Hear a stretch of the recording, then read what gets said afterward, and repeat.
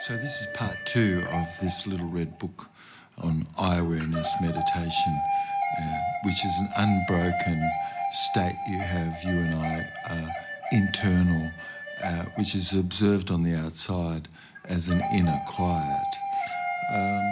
And so you and I have, of course, action figures, which is all given to us today as masks, of course, and persona from the captains of consciousness as fictional symbolic modelled conduct is masqueraded as expressed truth, as an allegory of a story pre-programmed and lived for all to be an observed crash and bankrupt the heartland, and so you're not in Kansas anymore, apparently. So yet a newly more created fiction, actually. You can't really continue to only be made of straw and tin without a brain and only a vessel of no heart, only a mask as a person. You and I, though, have to be able to control what we've created. And the person means no son. So where nothing is personal there, really, only impersonal, and it's just business as usual and no ethic, really. You've got but yet you've got really to have law of the land, where there, what you're talking about, you're really not having any law of the land at all. Yet what's common really is from your and my universal consent, as a memorial is a custom where you and I are in a state as a man or as a woman, and as a community united, the status that you have is really a relation that we have to each other. And what's legal really is the opposite of that. It's some licentiousness to do something which ordinarily one wouldn't be able to do, to pursue an apparent what's just and fair, yet legal really is the antithesis of what's equitable. And the term legal really is yours and mine, just a conformity to some apparent positive rule, yet what's lawful really is about what's ethical, and the word room, which is, the most important word in the Rainbow Prophecy.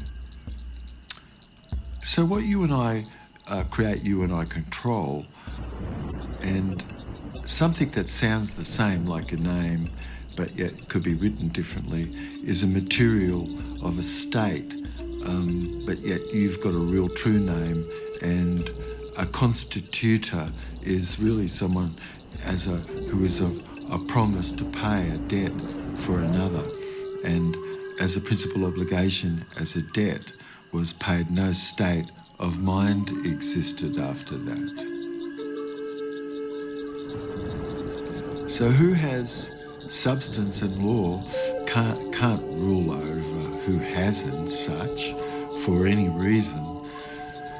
For someone such shouldn't be felt to be a borrower who then has to have felt a servant to the lender in any situation, as we the people, yet in an eye-aware state you and I are bailed out and liquid, and you are not the name nor a number,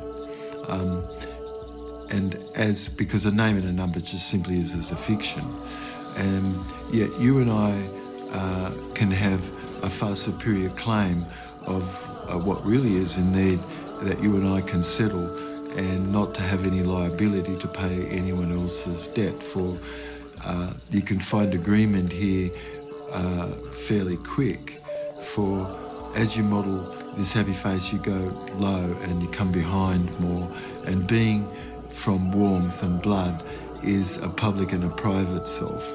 So if you adopt an upright posture, it's your heart which is more out in front, more than your toes are, and you've got your feelings, which is a property that you have, and a body, yet hidden in the speech and conduct of all is found forensically, of course, for nothing against this reason herein can be considered lawful. A meditation on this happy face is personal, subjective and private. Meditation in being is looking at the foot tracks where someone goes and looking and learning, and then as this clears away desire, someone starts to be risen to be more of what's ephemeral and represented more by blood, and who is real, and warmth, which is your public side, and only a personal, subjective, private side that you have, though, is your blood. So what's public is more the warmth, and the blood is your own private self.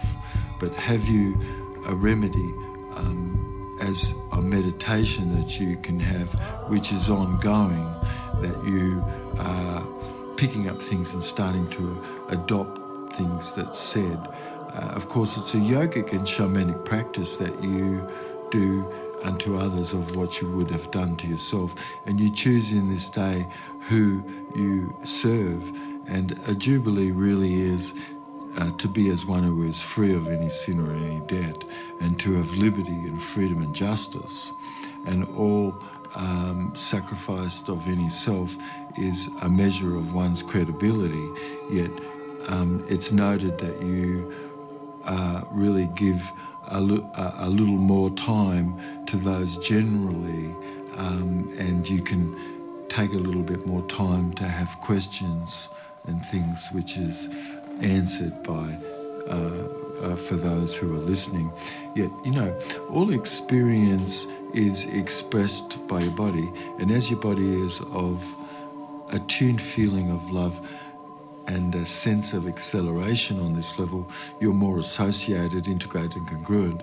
And for everything that you do in a state that's specific like this, it's probable that fear has been installed otherwise throughout all of the behavioural syntax, wrongfully, of course. And by this meditation, what you're doing is clearing all of that away by reframing things so that you're coming more from an eye-aware state. As you acquire more information, you become more super-conscious. And this sort of really is an ongoing meditation that you have as you pick up what you can and learn from the things that you could read and perhaps view.